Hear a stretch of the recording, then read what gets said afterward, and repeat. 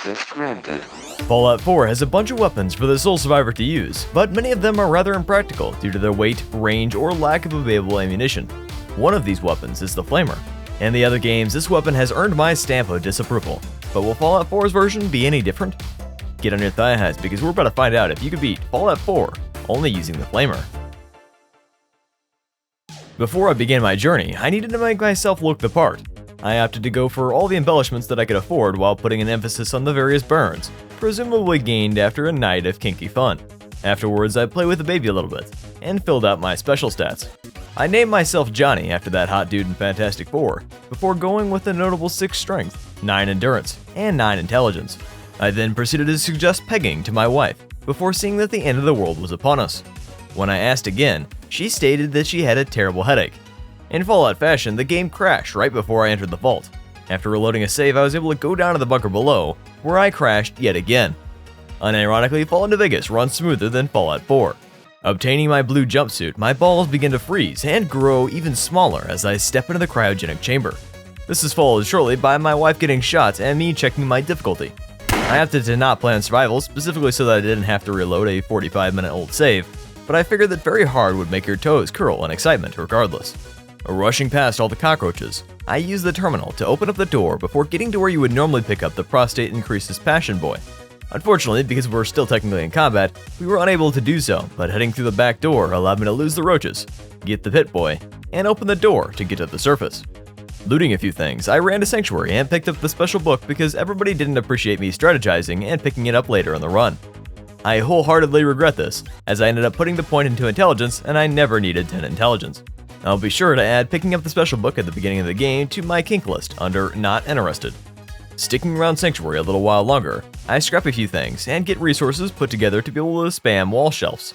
Another thing that people recommended over the last few playthroughs is that I do this to level up and skip past the early levels of the game. This definitely took quite a lot of enjoyment out of the process, but who said playing games were supposed to be fun? On the bright side, I had the time to catch a few episodes. For my first few levels, I ended up opting for a heavy gunner, as well as a bunch of health and crafting perks. I'll be cutting a lot of this extra scrapping and placing of various items to level up out of this video, simply because nobody cares. After looting a little bit more in the cellar, I hit the road with my tight ass. I found myself running through Concord, as well as coming past a pack of synths who wanted me to beat barbecue. My journey was long and hard, but not as hard as it was to give my 87-year-old grandma a belly button piercing. At least the nipples were easier, but I still thought it was a strange request to put in your last wishes. Passing by Green Text Genetics and using Aqua Boy to get past a river, I stumbled my way to Boston Common like me walking through my house at night, trying to avoid dog toys. I am trying to obtain a flamer, and by stopping by Good Neighbor, I can ensure that I can actually use it once I get it with the help of fuel. Originally I was trying to purchase the flamer itself through Cleo or Daisy, but I didn't have that sort of luck. I ended up hopping back in the water where I swam for an extended period of time before getting to Fenn Street Sewer. This location, although full of feral ghouls, houses a flamer that can be found behind a metal fence. Obtaining it was the easy part, but feeling its power beneath my lustful fingertips, I get a little bit too slap happy and ended up being topped by a legendary glowing one. I then ended up having to run through the entire location again before this time avoiding flying too close to the sun before throwing it back to get to the surface. With my weapon of destruction now at my disposal, I head over to Diamond City where I give Piper the business and purchase some ammo from the market. Feeling like I needed some extra defense, I returned to Sanctuary where I headed east to the robotics disposal ground. There I obtained the magazine Hot Rider, which will allow me to paint my power armor a flame red color, and 2 fusion cores from the self-destructed sentry bot. In the direction of the satellite, you can find a suit of power armor, in my case only missing the helmet, arguably the most important part. I do want to be upfront and say that I did use weapon bashing a few times in this run. While it may not be using the weapon as intended, it is still using the weapon. That being said, this isn't something that you should complain about, as it is insanely useless against anything more than rats. The standard raider took almost 2 minutes to kill. If that doesn't sound like an absurdly long time, you must have incredible endurance in the bedroom. Needing some quick caps for ammo, I returned to Sanctuary and scrapped a bunch of stuff before crafting copious amounts of jet and caltraps.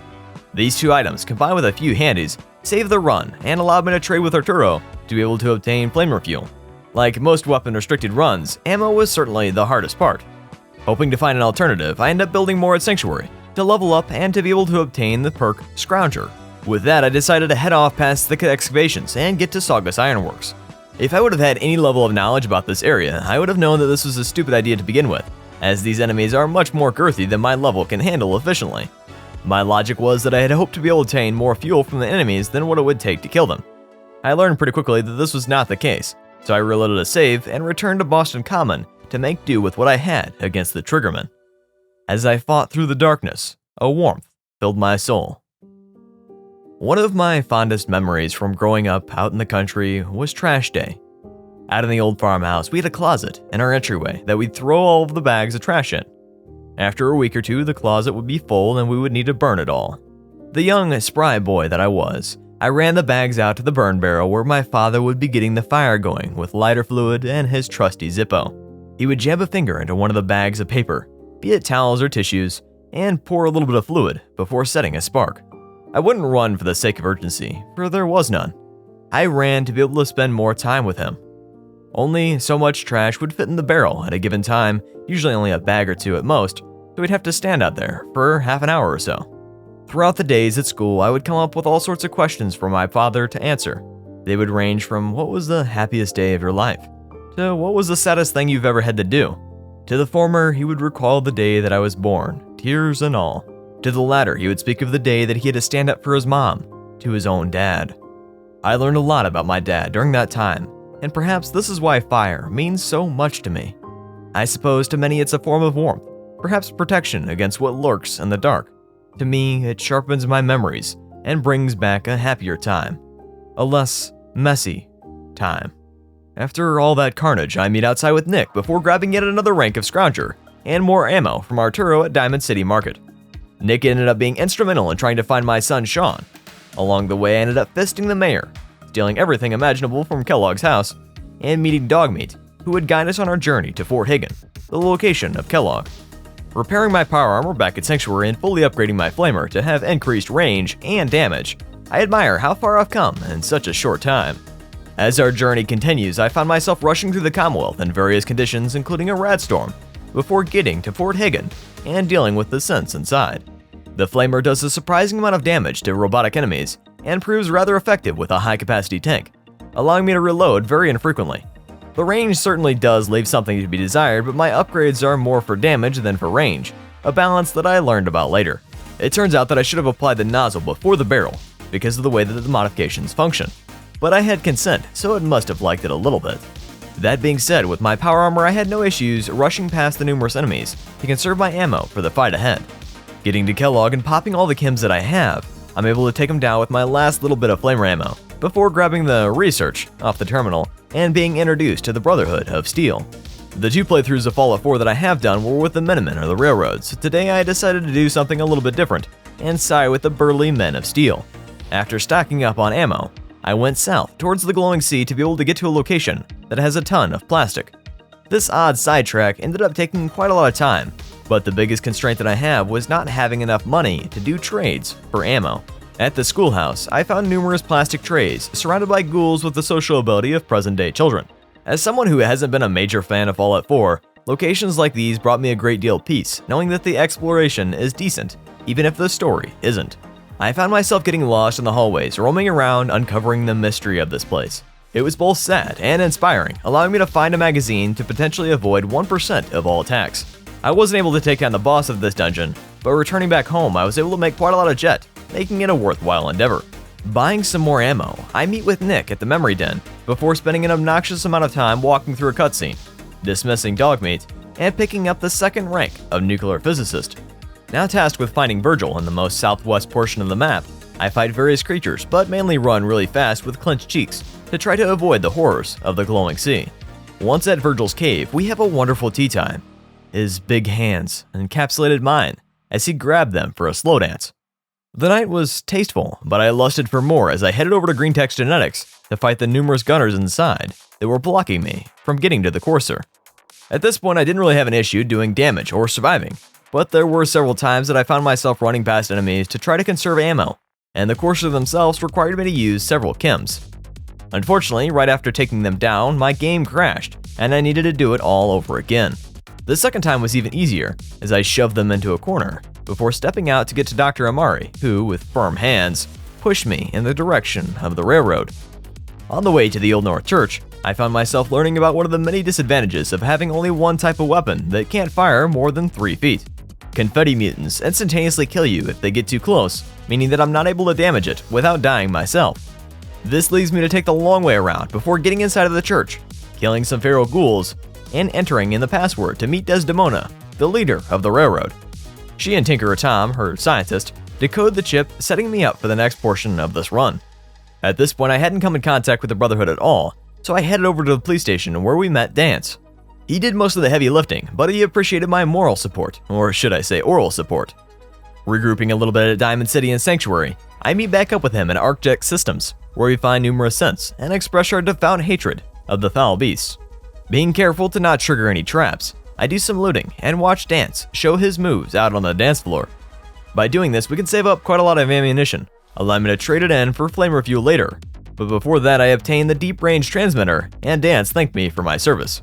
He then welcomes me into the Brotherhood and I board the vertibird on top of the police station, being sure to not fire any rounds so that I don't cheat on my hot mama.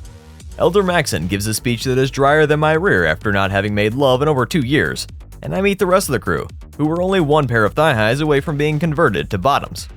One redeeming quality is the fact that I obtained a new suit of power armor, and actually have a helmet now. I'm not sure if this makes my head game better or worse, but I think we can definitely make a modification for our purposes. I was slightly concerned that in order to deal with Fort Strong I was going to need to enter in the vertibird, but fortunately I was able to go on foot and deal with the super mutants manually. Getting inside, I proved that this weapon certainly isn't as bad as what I believed it to be in Fallout 3 and New Vegas, but it certainly has its shortcomings. Elder Maxon is pleased. I make numerous items to sell to obtain even more flamer fuel, and I do a few quests for the Brotherhood of Steel. I figured that these side quests given by the staff inside of the police station weren't going to be very beneficial, but I gave them a shot anyway. It turns out that they consisted of looting various locations for odd pieces of technology, so I instead talked to Proctor Ingram to allow me to start building the teleporter that would use to get inside of the Institute. Needing a few pieces to make the final adjustments, I found myself in a camp full of super mutants, as well as facing off against my arch nemesis. In order to deal with these guys, I simply just avoided them, so I jumped off the satellite dish at the station, grabbed the item, and finished building this hodgepodge of technology. Elder Maxon is pleased and encourages me to jump right in, but I purchased a few more tanks of ammunition and my newly upgraded power armor that matches my aesthetic. In the middle of a randstorm, Ingram sends me off and I enter in the Institute. Since we've covered this before and it's much of the same, I speedrun through the dialogue and get Dr. Lee on the side of the Brotherhood. This can be accomplished by either having a decent speech ability, or by grabbing Virgil's data, which secures enough evidence for Dr. Lee to believe that the Institute isn't all that it's cracked up to be, and that he didn't die. I then unfortunately need to meet with the rest of the division heads, before filling in Elder Maxon on the situation and learning about the Brotherhood's prize project, rebuilding their sex robot. With Dr. Lee and Proctor Ingram giving me various locations to go to, I head over to Milton's General Hospital. This place was loaded full of Protectrons and nurse handies, but it was certainly a little bit of a maze. I had to go to a certain part of the hospital that seems sectioned off from the others before getting to the main area where I could find the high-powered magnet. Building several of these awkwardly at the airport was seemingly enough to appease Ingram. I then proceeded to obtain the distress pulsar that I would use to mark the location of the artillery that Liberty Prime would be using. Running off into the glowing sea once again, I get to a location called the Sentinel Site, a large bunker that has giant butt plugs. Fighting various feral ghouls on the way down the winding pathways, I end up finding Brother Henry, a child of Adam. I had to take him and his Assaultron down so that I could obtain the password to open up the door and throw the distress beacon inside. Unfortunately, this process for me wasn't quite so seamless, and I believe that I needed to exit using the elevator where I found the legendary glowing one. It turns out that I looted Brother Henry too quickly, and that caused the password for his computer to not spawn until I later went back and picked it up. After successfully completing this quest and leveling up to level 21, I put another point into Life Giver. Returning to the Brotherhood, I get to see the fruits of my labor as Liberty Prime starts to come to life. Before it was ready to make an assault on the Institute, it needed more power, so I made a few more preparations at the base, spoke to Elder Maxon, and learned that Dance, the sweet beautiful boy who hired us, is a synth. Getting to his location past numerous defenses, I set him ablaze and leave the bunker without any sorrow in my heart. Elder Maxon is pleased, so I stock up on more ammo and begin slaughtering all the railroad to ensure that future synths are not saved.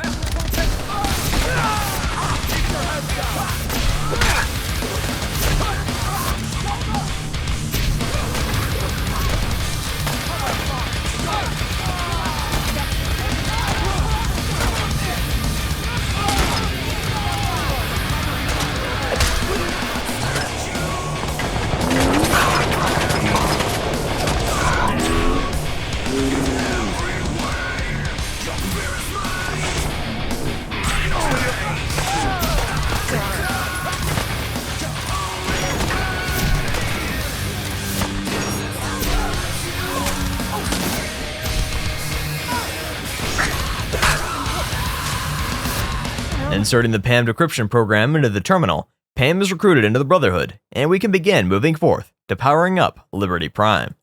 Having never done this quest for the Brotherhood, I was initially feeling as though that I had lost the run. I spent what felt like 4 minutes flying around the mass fusion building. During this time, I was encouraged to fire a minigun at the top of the roof, but I had hoped that there was some sort of a failsafe, and I was right. The vertibird dropped me off, allowing me to finally do some damage. Afterwards, I grabbed the password and ID from the desk before zooming down the elevator. I was expecting at some point for the damage on this weapon to taper off, but I was rather pleased that even despite the very hard difficulty, I was able to hold my own. When getting down to the lower level, I knew that I was going to need some additional backup, and since I had none, I decided to resort to using my head. No, the other head. Because I had saved an extra perk, I put a point in a hacker so that I can hack this terminal, and thus be able to shut down the Assaultrons when the need arose. After stepping inside the radiated containment unit and grabbing the beryllium agitator, I run back to the terminal to shut them off before showing the sentry bot what hot really looks like. After returning to Proctor Ingram and plugging in the power core, I repaired my armor, bought more ammo, made a long-range version of the flamethrower, and began following Liberty Prime on the final assault of the Institute.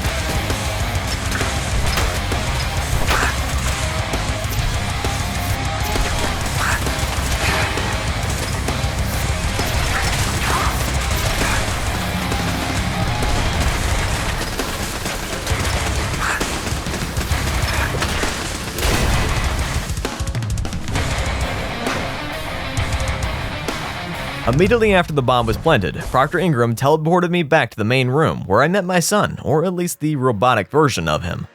I'm not sure how many people have ran into this issue before, but this is really upsetting, as I ended up having to redo the final segment once again when Sean would not speak to me. For whatever reason, it seemed as though that he was soft-locked.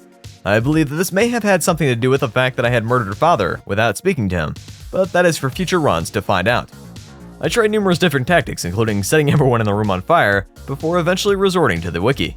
Fortunately, I found a specific command that I can utilize to skip the certain section of the quest and leave Sean behind, thus allowing me to blow up the Institute with Elder Maxon. Without console commands, this surely would have failed, but with that bug taken into consideration, I proved that yes, you can beat Fallout 4 only using the Flamer. Unlike Fallout New Vegas, there is a continuation to the end of the game, and by talking with Elder Maxon back at the Pridwin, you are given a rank of Sentinel, allowing you to further spread the good word of the Brotherhood. Another thing you can do is spread my cheeks by hitting that like button. Consider becoming a channel or Patreon member as well. Not only would it make me smile, but it'll give you a fancy role in the channel's Discord, as well as allow me to continue making content for you to edge to. With all that out of the way, I've been out, but go ahead and do me a favor, will ya? Have a good one.